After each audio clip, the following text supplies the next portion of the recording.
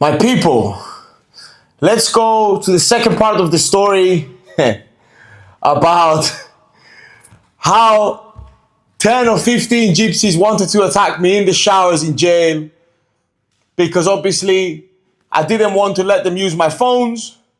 I didn't give them any joints, and basically I didn't want to have anything to do with them. So, as many of you have seen already, I didn't have one phone. I had three phones while I was in jail, right? I had one small phone, what you call a Zanko, which is smaller as small as a fucking lighter, basically. Then I had like a mini iPhone, and then I had an iPhone X, right? So this time was actually extremely hard to get phones because it was COVID, right? So all the visits and this was closed. In case that any of you don't know how the phones come in, most of them come inside people's ass. Obviously, they wrap it, they put it in a condom, they put it in their ass, and they bring it in. Obviously, not the iPhone X. Imagine somebody plugging one of them, that would be heavy. The iPhones and that, normally, obviously, the screws give it to us, right? So we had three phones. I had three phones, which I have plenty of videos where you can see. Obviously, two of the phones laying on the bed, and obviously one that I'm recording with. The Zanko, the small phone, is like a small Nokia, as small as a lighter. So when I was in the yard, I used to just always have my neck warmer all the way till here, and then I used to have a hat. So I used to put the phone in here. While I used to just speak to my family, my wife, my mom, my friends, while walking in the yard. And I remember, obviously, people are not stupid. So people used to say when we was queuing for food, some people used to say, oh, some people pretend to be crazy and pretend to be talking by themselves, but we all know what they're doing. Obviously talking about me. They could suck my dick anyway. So, many of these gypsies, 90% of them, they were fucking taking pills all day and they were high as fuck, right? I didn't want to have anything to do with these motherfuckers. So, then it was this, like the boss of the gypsies, yeah? He's still, until today, a good friend of mine. I knew him from outside. And he was a very good friend of mine, and he's still a very good friend of mine, and he's very respected, and he's like he's like a big guy. Not only in jail, he's a big guy in the streets. So he's my good friend until today. You know, gypsies respect a lot like these things. Okay, he's like the patriarca, they call it in Spanish, right? So anyway, people knew that I had the phones. People snitched a couple of times, but the screws could never find the phones. The guys used to come to me in the yard and say, hey, I give you this if you let me do a phone call. I give you this. I used to say to them, listen, I don't have anything. Because they fucking snitches, right? These people are fucking snitches. And they say, in Spanish, there is a saying that they say, him who's jealous of you doesn't want what you have. He just wants you to not have it, right? So that was exactly the case. These motherfuckers were constantly snitching on me when they pretend to be G's in the yard and shit, and they're the ones who are talking to the screws on the sly when nobody's watching. So they're fucking junkies. So one day, so I think it was Friday, every Friday morning we have communication on the glass. So our family used to come and visit us through a glass, right? I remember my mom came.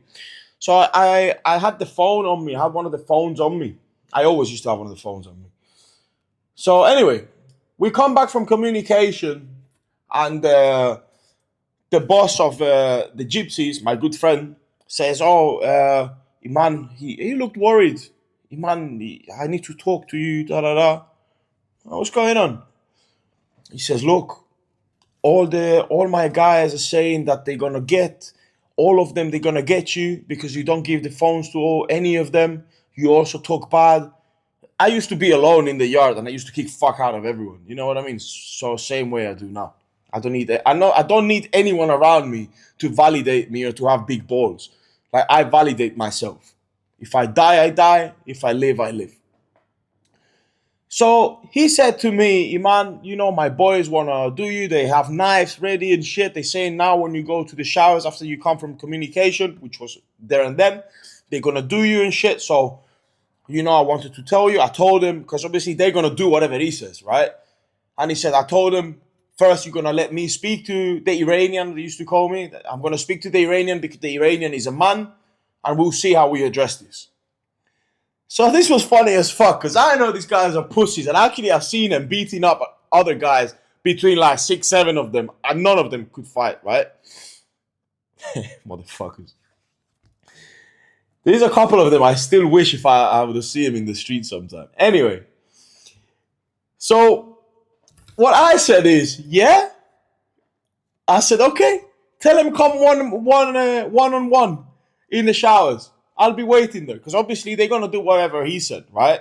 I said, okay, send them in one at a time into the showers. And I remember he saying, ese mirari, that's my Iranian. So I just went to the showers and I took my top off. I had my bag. I always had a little bag. I left it on the side, which my phone was in there. I left it there, boom, took my top off, stood there, waiting for them to come. Guess what? None of them came. You know why? Because if it's not 10 of them, they cannot do shit. The only way they'll attack you is if there's a gang of them. They know that actually when you stand in front of them, one-on-one, they have nothing to do. And they had seen me fighting other guys. They knew I could fight. They knew I always had my sock with a can. And they knew like I could fist fight. So anyway, I'm waiting there 1 minute, 2 minutes. Nobody comes. The boss of the Gypsies comes in. He says, Iman, they don't want. I said to them, look, the Iranian is in the showers. You're not going to attack him, all of you at the same time. One-on-one go in. Iranian is waiting. Whoever beats him, can take the phones. But I'm saying to you, you guys are not going to attack him in a gang because he's my brother. But one-on-one, you guys can fight. He's waiting for you guys. Anyway, nobody came. He came in. I said, look, man, they don't want nothing. They're not going to fight you in their own. And I told them that they're not going to jump on you in a gang. And that's it. So anyway, they sucked my dick. So I went out. Nothing happened. That day, they snitched me again. They spin my pad again. Couldn't find anything. That was it. Next day, one of them came to the showers again. This happened actually a few times. One of the shitty knives. Every time while I'm fucking doing my shampoo and shit. And he whips this knife on me. I just smashed him with the motherfucking can in there. He was only a midget anyway. He was a limping midget, motherfucker. He had fucking crutches and all. Anyway, so that was it. And then nothing happened. They just kept snitching. And the phones were never found. And in the end, they did nothing. So where I want to go with all this is, guys, don't speak more than you're actually going to do. A lot of people just loves to fucking talk and just loves to act big. And after, when it's time to face the truth, 99% of them don't do what they say they're going to do. So always believe in actions and never believe someone's words. This happens a lot in the streets. This happens a lot in business. This happens a lot in fucking when somebody says they're going to change something in them or they're going to go to the gym. Believe in actions and believe what you see. People can say whatever they want to say. Never have fear of no one, not even death. You only have to fear God. God is the only one who will change your destiny in a matter of a second if he chooses so. So always believe in God and always be secure of yourself. Never doubt yourself. If you have to die in the field, you fucking die in the field. Who gives a fuck? At least you died fighting. That's what you meant to do. You know what I mean? Fuck them. And what about the pleasure you're gonna feel when you take one down, 2, 3, okay, maybe the fourth one fucks you and stabs you. Who gives a fuck? You'll get up. I've been stabbed before. Who gives a fuck? Don't fear. People can smell the fear. Same way people can fucking smell when you're straightforward and you're gonna go for them. You must be ruthless in all areas. Stay dangerous, but at the same time, be good.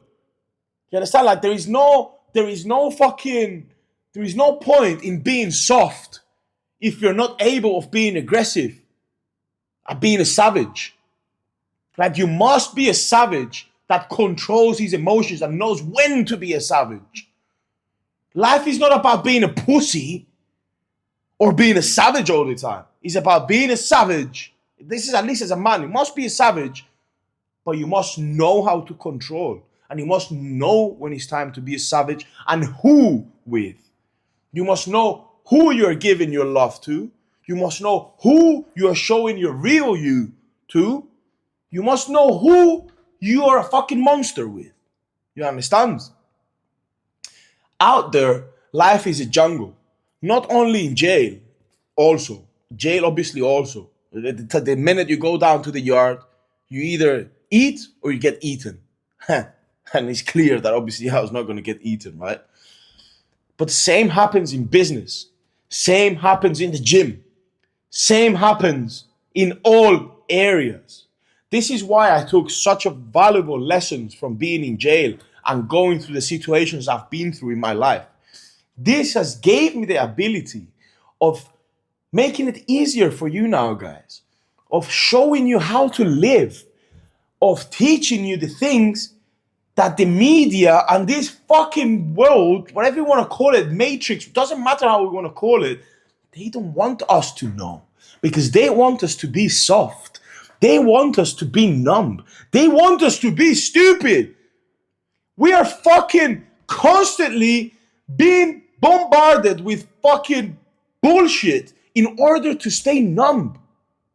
Do you guys not realize that every time you turn on the TV, everything the media is showing you is whatever they want to show you? Like, whoever believes whatever they see in that box, you must be fucking stupid. Or people that are watching football and shit like this. Like, come on, guys. Do you not see? Like, when you celebrate saying, oh, we won, you didn't win shit.